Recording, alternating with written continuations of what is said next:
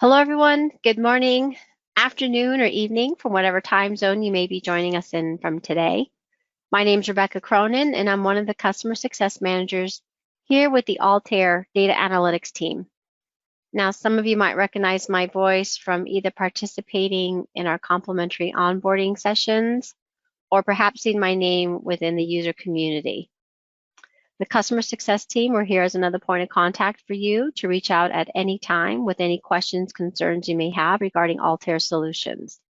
If you're not able to get a hold of your account manager, you have us to be able to leverage.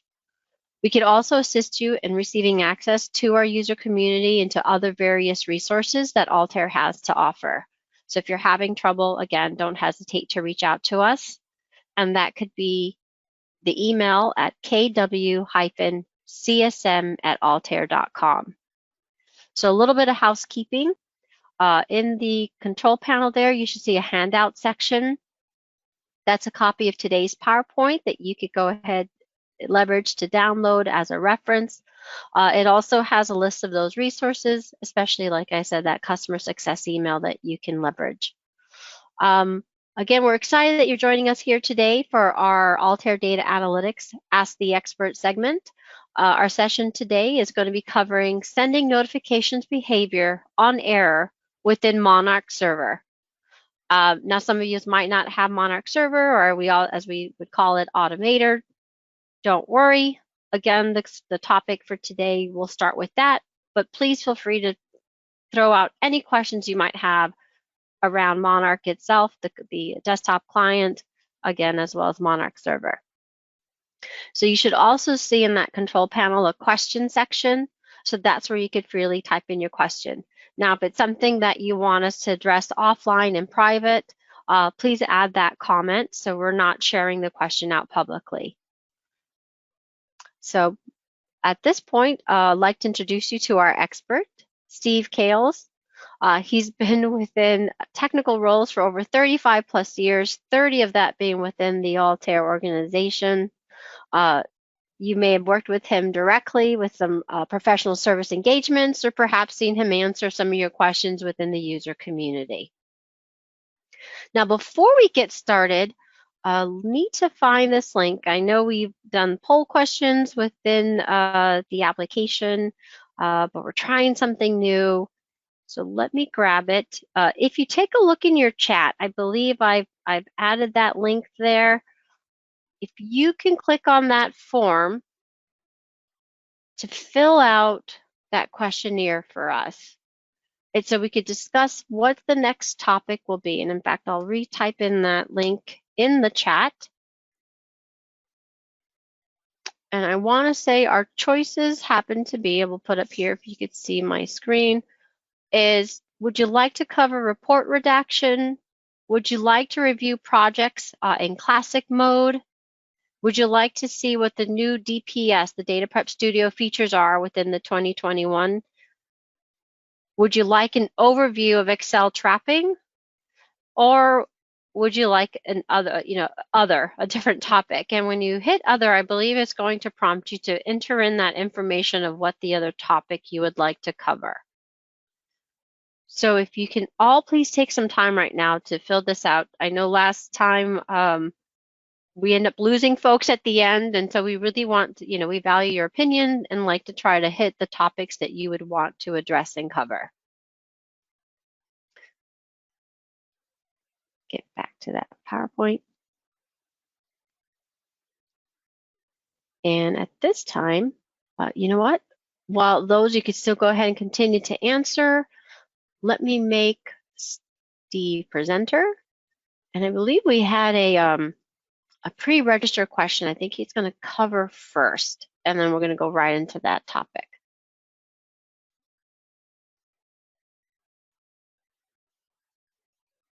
Great. Thanks very much, Rebecca. You're welcome. And I see your Altair Monarch. Perfect. Okay, thanks. So, well, the server, I should say. Sorry about that. Yeah, the login screen. Sure. Yeah, no problem. So yes, as Rebecca mentioned, there was a question, a pre-reg question that came in that I'll cover first of all in a few minutes, just before going on to the alert side of things. So the pre-registered question was one that we actually get asked quite a lot when we're sort of doing training sessions and customer familiarization sessions as well, which was what's the best way and what do we need to look out for when we're updating workspaces in an existing visual process. So it doesn't really matter what the process is doing too much. So there's just a simple process I use here to illustrate it. And it's the same one that we're going to use to have a look at the alerts, as you can probably tell by the name there. So if I just run this process to start with, and we'll just check in the log file what it's doing. Just give it a few seconds to run.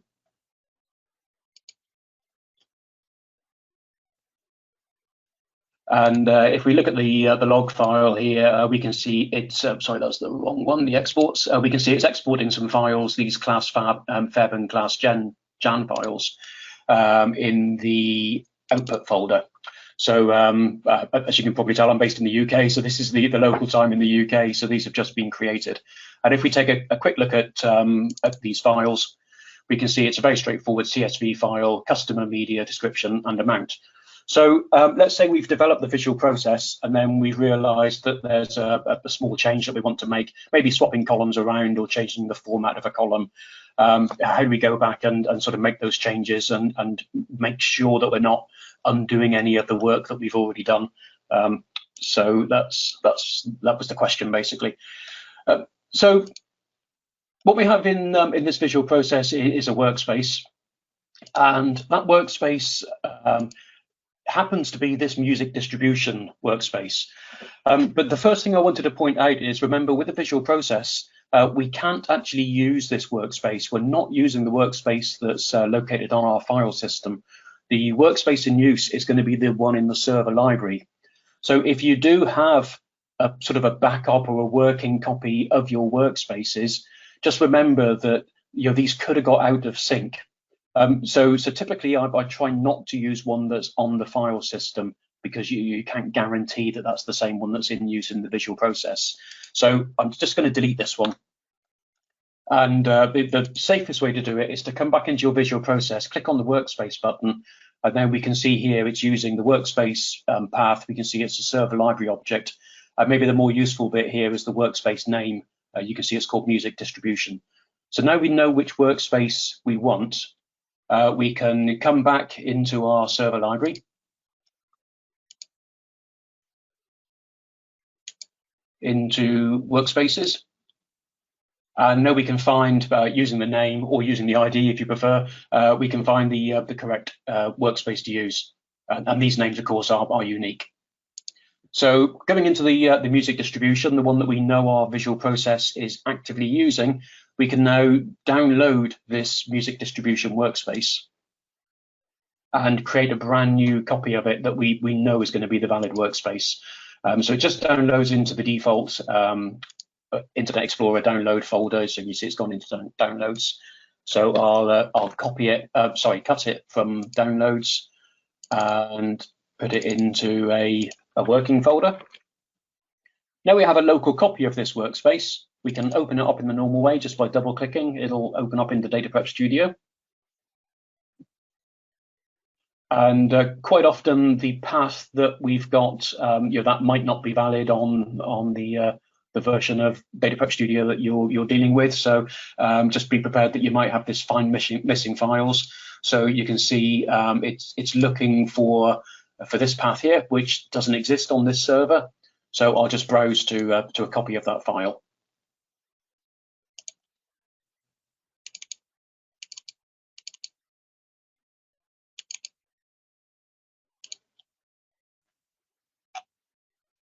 Now we can make any changes that we want to our workspace. So changing a file, a field name, for example, or of course moving columns around. Let's try that again.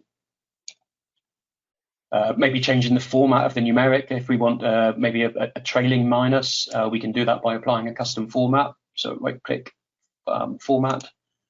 And if we go into custom here, we can use the sort of the default Microsoft formats. So I think if we do 0.00 semicolon 0.00 with a minus, If I've got some negative values, so you can see that's done two things. It's fixed the number of decimals at 2, and it's converted the leading minus into a trailing minus.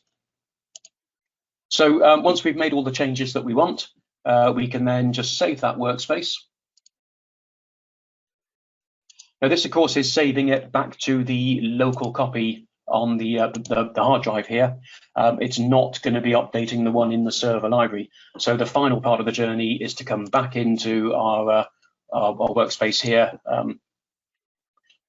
Make sure we open that up again, and now we can just browse and pick up the new version of that workspace,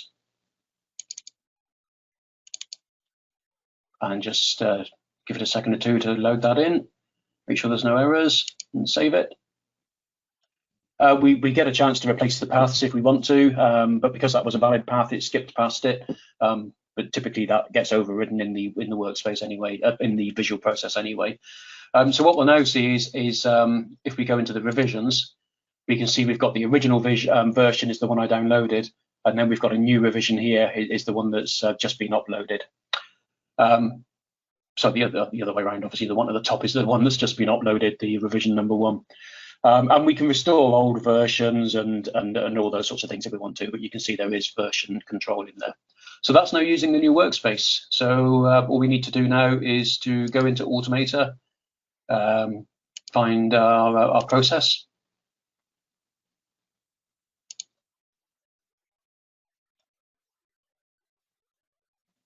So this hasn't been changed. We don't need to make any changes here. So I just wanted to point out, this is not using a specific revision. This is always going to use the latest revision. So this will now be using the new one that I've uploaded. So if we run this process again and have a look at the output folder, you can see now that we've got the new file name, the description and media are swapped around, and we've got our training minuses there. So you can see clearly this process is now using the new version of the workspace. So that hopefully answers the question that came in about how to upload it. Obviously, if you do already have the workspaces and you keep those all neat and tidy, then you can save the step of downloading them first. But the process for uploading them is exactly the same. Okay. So the questions just come in. I've just seen pop up saying about replacing the input path, and that's a very good point. I think you're probably right there. So thank you. Let me come back into designer mode. Not sure. Let's find out. So I know if you apply a new workspace, if you sort of break the inputs and reapply the inputs, this goes back to using the default input. I think actually in this case it's going to be okay. Yep, no, it has actually. Yeah, so that's quite correct. So thank you for the comment that came in there. This file name was set to use the file inputs. By sort of overwriting and using the new workspace, this goes back to using the default again. So I do need to come back in here and reselect that to the file input. I got away with it because this path was actually valid on the server as well, so it didn't throw up an error. But yeah, that's something that needs to be done, is reselect that file name.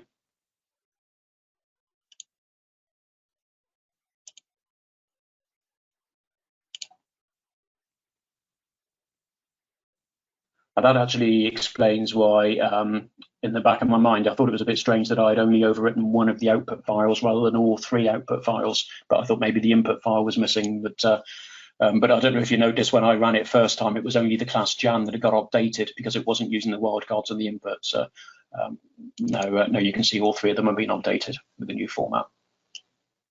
Okay. So yeah, thanks for picking me up on that. Let's move on to the topic of the alerts. So the alerts typically would be sending an email alert, but they can be various different things. They can be system log files, they can be outputs to RSS news feeds.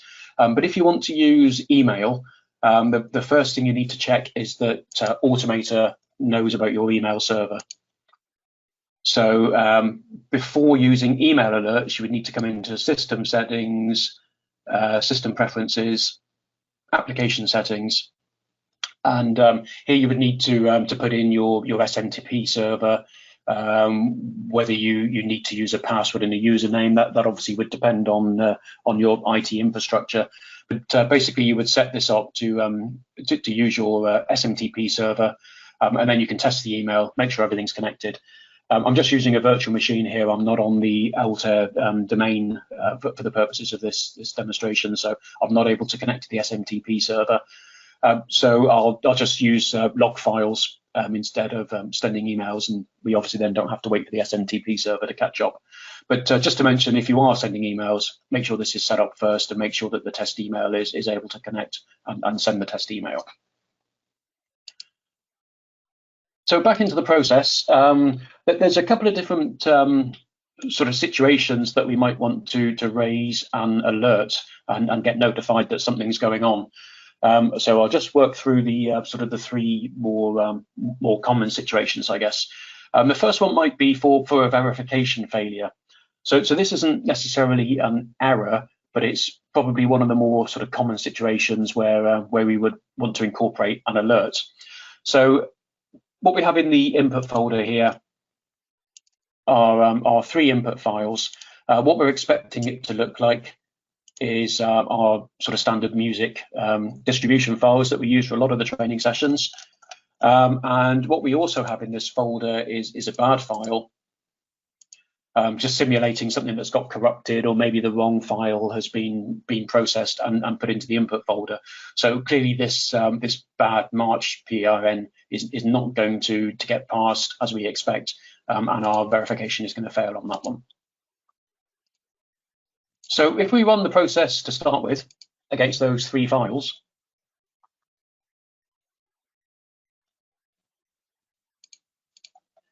then we'll see that it generates a verification failure, but it's not specifically an error. It's not like a hard error. And if we look at the verify workspace, we can see we've got this verification failure here saying that we were expecting at least one row and we've got 0 rows. But you see it's a warning rather than an error. So by default, this does not generate an alert. And the easiest way to generate an alert on a verification failure is to do it as part of the visual process. So if we come back into design mode here, we can add a distribution, which is almost synonymous at this stage with raising an alert, I guess. And you can see the distribution typically in a production environment would be an email, which is why, of course, you need to set up the email server separately. But in this case, just to save having to wait for SMTP server each time, we'll just generate a log error. We, of course, connect the two together.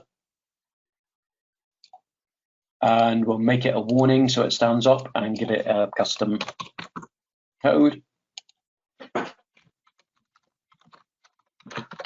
Add a message, verification failure. And we can use these macros here so that we know which process it's failed from. So verification on whichever process name.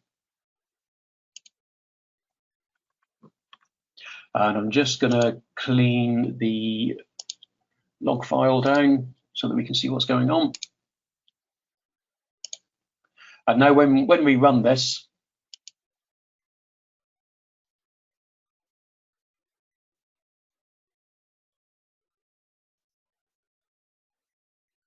we'll just give it a second to work its way through.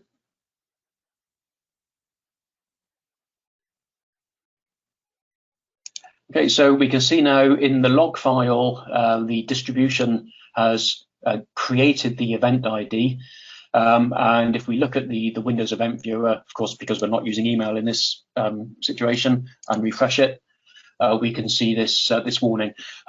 Something I should have mentioned, I guess, before doing this is that we do get these errors. So even without the notification that I just added there, the specific distribution, we would get these errors in the log file still. But these are default system errors telling us there's something that's gone wrong with an export, but they're not configurable. So we can't change the behavior of these. We can't make these send an email instead of putting this error message into the log file. So you'll still get these static error messages, but you now get the custom error message as well, which is the the message that we put in there, the event ID 5555, and then you can see it's a warning instead of an error or an info. So if we wanted to send an email instead of raising that message, of course, it's just a case of modifying the process here. And in this distribution, of course, we would select email. You can imagine it would then send the email instead of writing to the log file. So not really the subject of alerts as such, I guess, because we're doing it through a distribution rather than through an alert, which is a slightly different topic. But the end result is the same. The end result is a notification to the end user, or in this case, to the log file. So verification of the workspace. I think it's generally easier to add a distribution to raise your alert rather than actually trying to capture the alert itself. So let's move on to a couple of different types of failure. And to do that, I'll get rid of these verify and distribution, just so we don't see multiple entries in the log file each time. Let me clear the log file down again.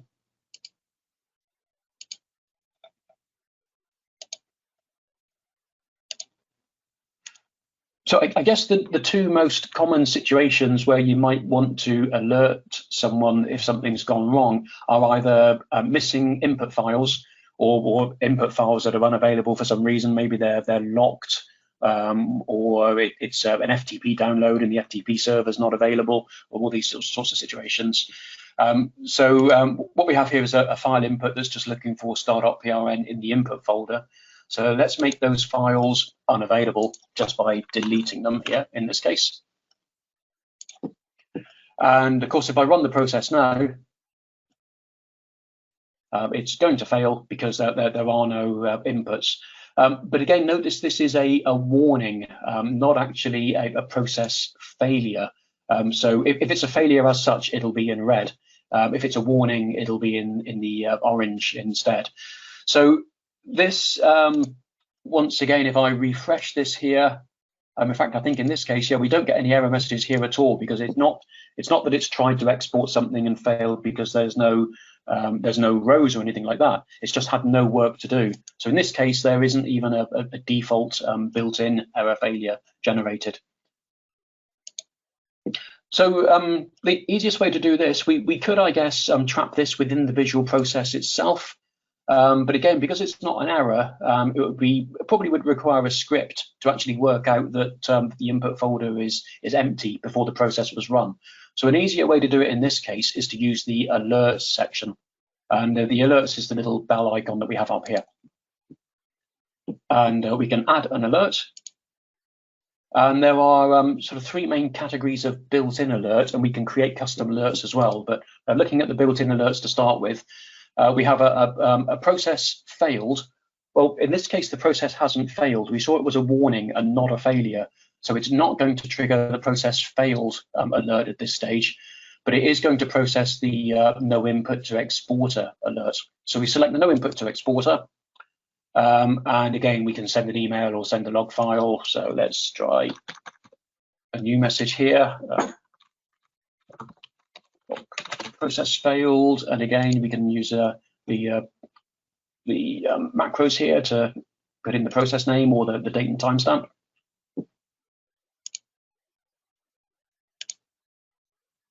And save that out. And now, of course, when we run it, our log file is going to look the same. You can see we've just got the warning again here, and there's no errors in the log file itself.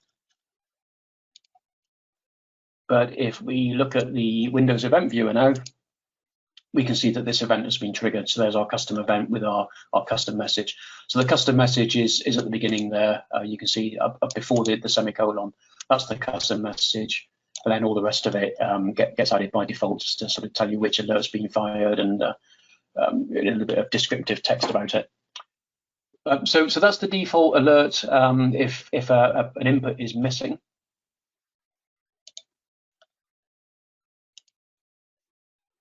And we have a very similar process to follow if the export fails for some reason. So let me pop the files back in there again.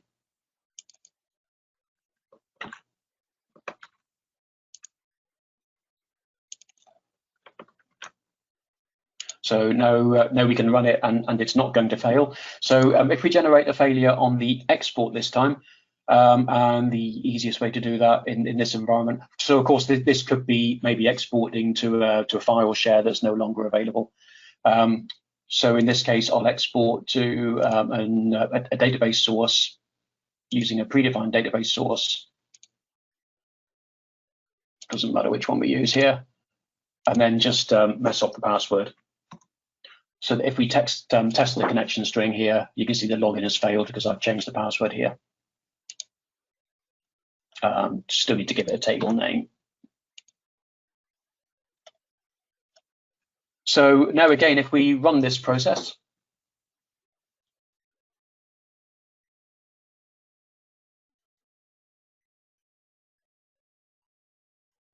and have a look at the log file. So you see now we are specifically getting an error. So the message just changed to a red background instead of the orange background. And the export gives you a description of what's actually gone wrong here. So you can see that login has failed. But again, if we have a look at the process here, the system event viewer here, we're getting lots of errors here. But the errors, these are again are built-in errors. These are not customizable. We have some information issues from SQL Server, as we'd expect, because there's been an attempted login that's failed. But again, none of these are customizable at the moment, so we can't send an email based off the back of here, unless you have some third-party software that's monitoring the event viewer. But in terms of Automator, we're not sending a customized alert at this stage. So again, we need to come back into the process and come into the alerts.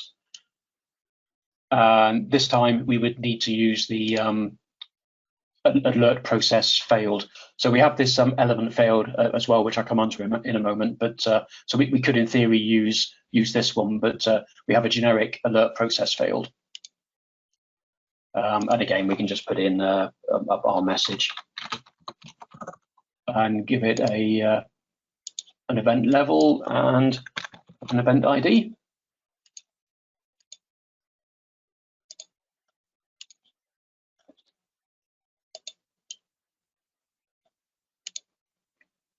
Oops, sorry, refresh. And here again, we have our custom message here.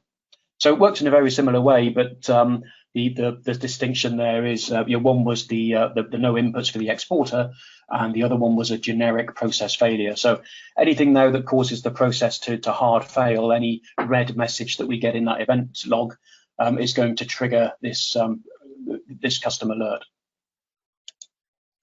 So Steve, just for that particular process, it goes, will the whole process fail, not the function, if only one of the files is missing? It depends on how the process is structured, I guess. So it wouldn't know in this situation here where we've got a star.prn input file. It has no concept of having a file set that it's expecting. So as long as there's one file in there, then the process would run, and we wouldn't get any no inputs to exporter there. But there are, let me just come back in.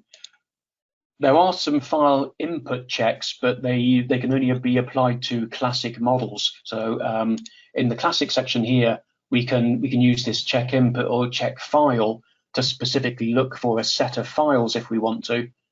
But say these are only relevant for classic models, not for workspaces. So in that situation, you may want to set up sort of a dummy process also almost that doesn't really do anything very much, but just maybe checks for your file existence to make sure you've got a complete file set before then going on to do the visual process against the workspace, assuming you want to use a workspace with all that sort of additional workspace functionality. But if you have a model, then you would need to use these check file or check input, depending on whether it's a database or a file, just to see if the complete set was there. Although we can't actually use it here against the workspace, you can see with the check file here, what we can then do is on the advanced connectors is we could come off this branch here. So we could either do a custom distribution and raise a custom alert there, or the process would fail and it would trigger the global alert in that case.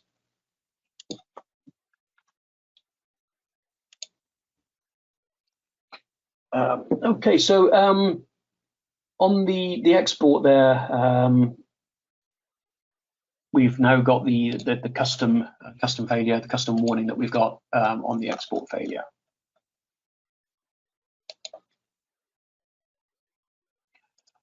So that sort of covers the main two categories of missing inputs or the inability to export. The same principle would be applied if you have a distribution that's trying to copy over a file and the file already exists and you haven't got the overwrite set. Again, that would cause a hard failure. You'd have the red warning message and it would therefore trigger the global alert. The final type of alert category that we have here is the system element that's failed. I'll notice that you can only have one alert for each category. So because I've already got my alerts for no inputs and system process, I've lost those from the drop down. So the only one I've got remaining is the one that I've not yet used, which is the process element failed. The process element failed, you get this additional type here where you can drop down and you can find a specific process element, and you can have as many of these as you like, even on the same categories. So you could send an email and send a log file. Well, you can do that through a single alert anyway, but you can have multiple alerts here, and obviously you could have different alerts for each specific failure that you want to check. So the mechanism is the same, but the element gives you the ability to apply an alert to a specific element rather than just saying it's a general, something's gone wrong type alert.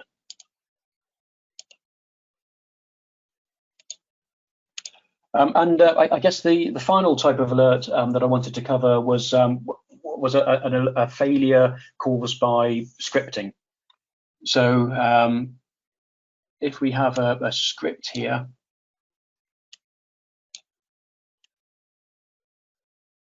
in the real world, of course, a script can be as complex as you want it to be or as complex as you need it to be. But just in terms of getting a script up here to show the principle, we'll create a variable, and then if we say num equals num divided by 0. So this is valid syntax, but if we try and run this script, obviously you can't divide a number by 0. So this is simulating an error that's always going to end up in a script error. But of course, in the real world, you might well have a script that you're expecting to work okay, but maybe something unforeseen has gone wrong, and occasionally you're going to get this error here. So again, at the moment, this is going to cause a red failure. Just need to go back and fix the export, because else it's not going to get that far.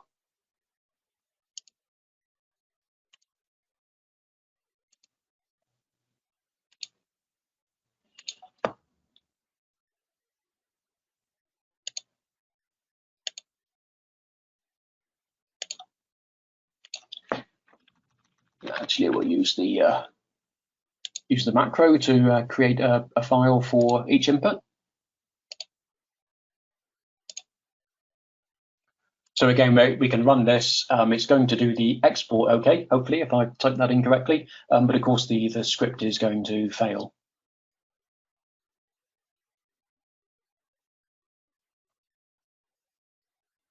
Okay, so because it's a red error, again, that's going to have triggered that. We have our new warning here that's just been triggered. You can see 16:08 at the time in the UK. So that's doing basically the same, because it's a generic one. We haven't used the element that's only picking up exports. This one's always going to get triggered. So the reason I wanted to talk about the script is because we get a little bit more flexibility if we do this through scripting. What we might have is a situation where the script might fail, but we might actually want the process to continue. So at the moment, we get a failure there, which means the process is going to stop and it's going to raise the alert. Well, if we want the script, or if we want the process to continue, even if this script goes wrong, we'd have to put this into a try catch loop. which is try, do what you want to do, catch, and then end the try. Again, this is syntactically correct. The big difference here is if we run the script, you can see it completes. We don't get any error message. So the idea of a try catch loop is it tries to do what we want it to do. If it doesn't, rather than failing, it'll run whatever we put in between the catch and the end try. So at the moment, there's nothing there. So the script fails, but it doesn't generate a process failure. And therefore, we would continue down the good path. It's not going to trigger the global alert. It's not going to come up this red failure path. It would carry on down here and do whatever you wanted to do in the rest of the process. So this can be useful if you want to protect your scripts and stop your script from failing the process in the event of an unforeseen failure. Or you might actually want to sort of almost do the opposite and trap something that is not going to cause a failure, but you might actually want to stop running the process, in which case you can sort of manually throw an exception. So even though the process is valid and the process is going to run, we can throw an exception here, which I think is throw new system exception. So this is sort of simulating, what have I done wrong there? Throw a new system exception. I've misspelled throw. Okay, apologies. Always the easy bit. Okay, there we go. So throw a new system exception. So this now, when we run this, it's going to try and do the by zero, which it can't do. We know last time it elegantly failed, but now because our failure situation is to force a system exception, now we're going to, when we run it, we're going to see this. And you can imagine, again, if I run this process, it's going to do the same. So this is all a bit pointless to have it in this sort of simplistic level, because we might as well not use the try. If all we're ever doing is throwing an exception, if it fails, we might as well not even bother doing the try in the first place. But obviously, if this was a sort of a more developed script, we can catch various different situations or use any sort of programming logic that we like there.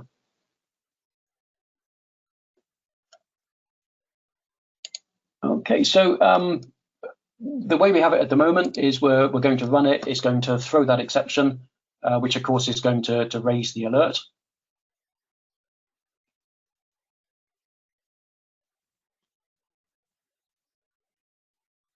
And again, because we're using that throw system exception, it's going to throw the default system alert. So as you can see, it's just a generic failure. Of course, we will see this in our event log. There's the new failure. The other advantage of using a script is that we can actually generate custom failures. So coming back into the script here, rather than throwing a system exception, which is just going to run the generic process failed, we can actually use this the API itself to raise a custom alert. Let's say let's call it 0 and a message can't divide by 0.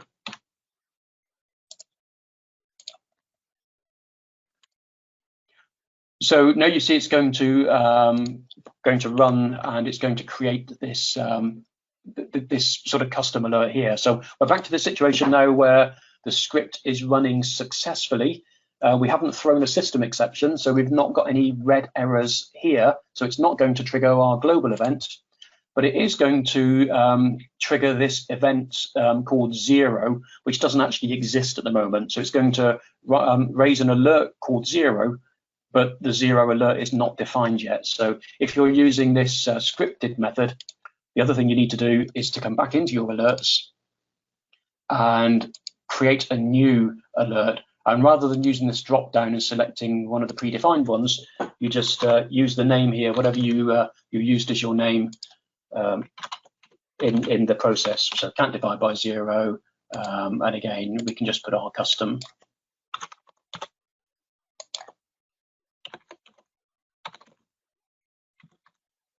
custom message in there.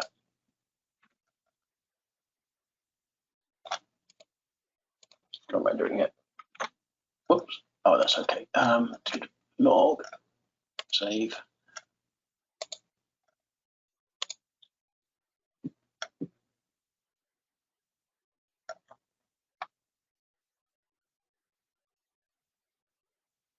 Okay, so the script now is going to be generating the error rather than the process itself generating the error.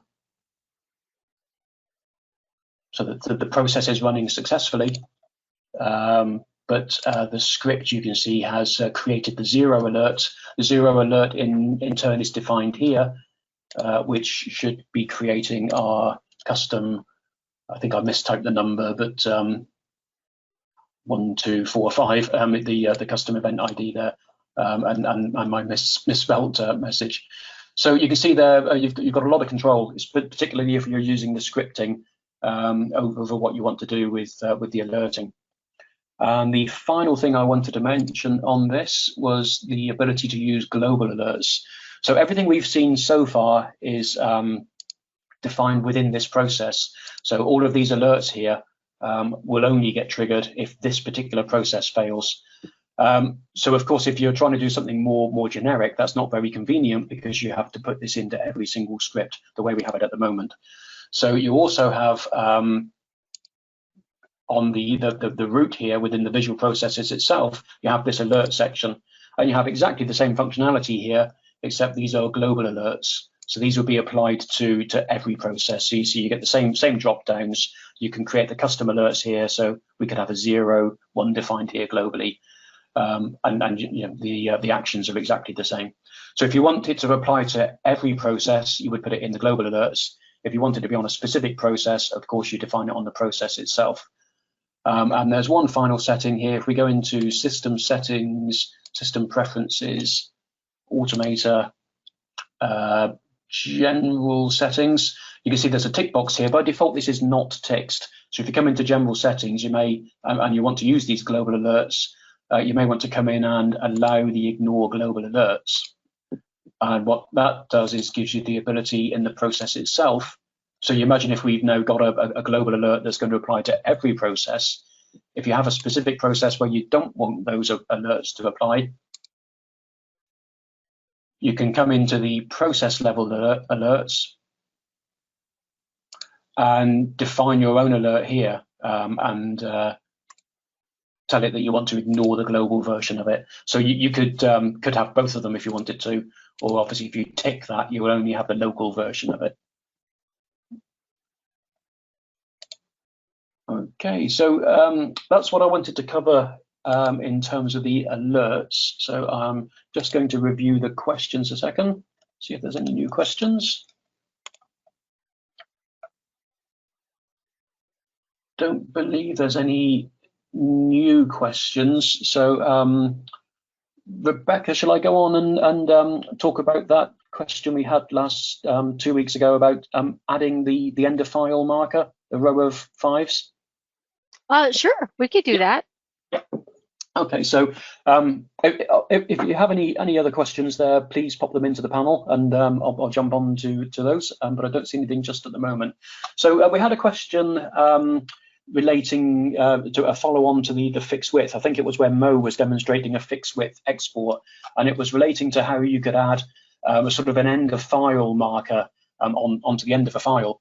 And the specific requirement was to basically create a spare record that in this case had to be a row of the number 5, because the downstream application was going to look for the number 5 in all the fields.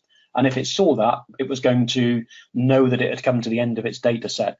So this can be really useful if you're processing a batch of files and you want to make sure that at the end of it all, you've got some distinct record that you can look for, and you know the job is done when that distinct record turns up. You can use this technique. So it's a technique that we would do in the desktop application rather than Automator itself, or you could of course combine it with an Automator process. But let's have a look at it. So what we see here is nothing special. It's just a straightforward process. In fact, it's the music distribution workspace that we had earlier on. So imagine the situation here. We've got these 91 rows. We want to add a new row of data with a specific value in it, row number 92, that dictates that we've got to the end of the data set. And the easiest way of doing that, I think, there's lots of ways of doing it, but I think the easiest way of doing it is we need it to be the same format. So if you imagine if you're exporting this out to a database or even a CSV file, we want to make sure that the data we're appending has the same fields and is in the same format as much as we can. So the easiest way to make sure we're doing that is to select a row. It doesn't matter which row you want, you select, and then do right click and create table from selection. And this now creates a brand new data table having exactly the same structure and of course the same values as the last record. So the thing to remember here is that this is now just a snapshot. So if I change the underlying data, it was based on January. If I change this underlying data in the first table, so we've now got February's data here, which of course has a different value, this 3836, and Brahms as the composer. You can see that the snapshot I took is still from the initial data. So this will never change depending on what data you've got coming in. It's a fixed snapshot. So what we can now do is we just basically modify this to be our fixed record. So let's say we want 10 fives to be in each of these fields, for example. We can now just do a right click, replace using position and length. So we start at position 1. We need to make sure the length is at least as big as the sample. So just keep on increasing until that disappears. And then you put in your end of file marker, which I think in the example we had in the question was a row of 5s. So 1, 2, 3, 4, 5, 6, 7, 8, 9, 10. And we can now just drag that change onto the new. But of course here we've got more characters, so we can modify this and we can keep on increasing that until our initial field has disappeared. Remember, we don't need to worry about this being longer next month because this is a snapshot. So this is safe. We don't have to give this a safety margin. So we need to decide what we want to do with the amount, and of course that will depend on what our process requires. So at the moment this is a numeric field, so of course I can't use a character search and replace on here, but we can use the same technique, or we could just change it so that it's now a character field and drag it in. So basically you use whatever techniques you want to get this row exactly as you want it. But then the final step is just to select the two tables and do a right click, append, matching on the order. And now we have our 91 rows of data and, I've replaced the file. So just to prove that hasn't actually destroyed the last row, let me bring class Jan in again, which was the initial file, and delete class Feb, or remove class Feb. So we've got our 91 rows of data from class Jan, plus our new single row of data from main table, of course, resulting in 92 rows of data for the appended table. So hopefully that answers the question on sort of appending this sort of fixed record. Obviously, you can use a similar technique if you need some sort of header record. You just do the same thing, but append them the other way around. Okay. Any further questions? I don't see anything else in the chat, Rebecca. No. No. And before, I know we have a few minutes, but so if someone thinks of a question, please feel free to put that in. In the meantime, let me just share some announcements of upcoming events. Again, this is in that PowerPoint. And so hopefully you see my screen. So if you haven't joined the user community, again, highly recommended. It's a way to get a hold of not only technical support, but a way to collaborate with peers within the Monarch forum. You could also leverage the knowledge base. Again, encourage to subscribe. You'll have an email notification. Something new we mentioned last week, for those who have not, who missed it, we have now the Altair Exchange. It's a location where you could see over 900 models and workspaces that you might be able to leverage within your organization. They vary with the systems that they're coming from. So for example, you could see there's a Scimitar, there's FIS, there's ADP, there might be a Meditech. Again, if you're not able to locate it, please feel free to reach out to the customer success team. We could try to see if we have it. Otherwise, that might be a new workspace model that we could try to create. So it's a place where you could leverage to use these resources. So example, here's a trial balance. Right, and I know the team is going to work on to upload the description to actually give it content as to where what systems and what file types are being processed through these particular models and workspaces. Again, if you haven't had the opportunity to schedule an onboarding session, we gladly provide that for you. If you're looking to receive e-learning, like a self-guided, if you're in the community, the little waffle icon, if you select that, it'll expand out. Under resources training, you can then search for Monarch learning program. So again, self-paced. Marketplace will have the latest download client. I think we're coming out with the new release of, it might be 2021.1.1. I could be wrong, but that will be coming out again, and that you could find that here in that marketplace. And so again, for upcoming events, I should actually grade this out. So we just hosted a credit application part 1. Part 2 will take place on June 8th. And then we were doing a practical AI for engineers, giving them a little taste of our data solutions. That will be coming up on May 25th, the part 3. And then our future AI event, June 28th and 29th, 2-day event. Day 1 is one of our thought leaders speaking on particular ideas using these solutions. And day 2 will actually be a breakout session where we're going to have Monarch training. So I know they're going to upload sample files, ability that you could download a trial, the latest client, and actually take a direct course with the team. So that's day 2. So please feel free to leverage this upcoming event. And because of this event, our June Ask the Experts will actually be the first and the third week, the first and third Tuesday versus our typical second and fourth, to not interfere with this particular event.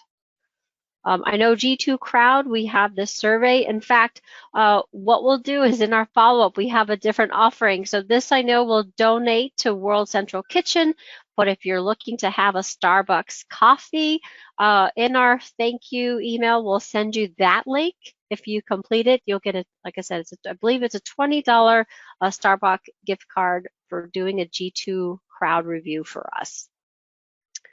And again, just a reminder, May 24th.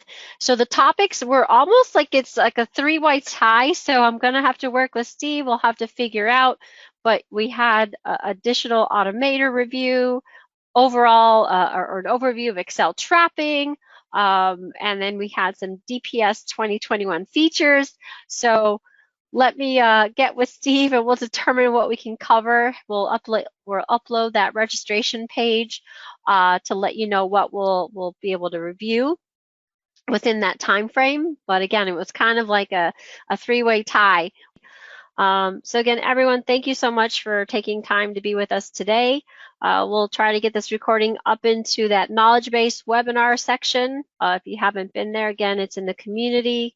Go to knowledge base, webinar presentations. You can filter for the Monarch server and ask the expert, and you'll see our past recordings.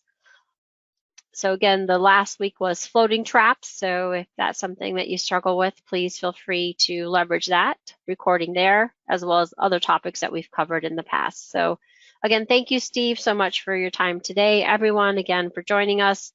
We look forward to connecting with you our next session on May 24th, and we'll try to announce what that topic will be in our follow-up email. Thank you. Thanks, everyone. Cheers.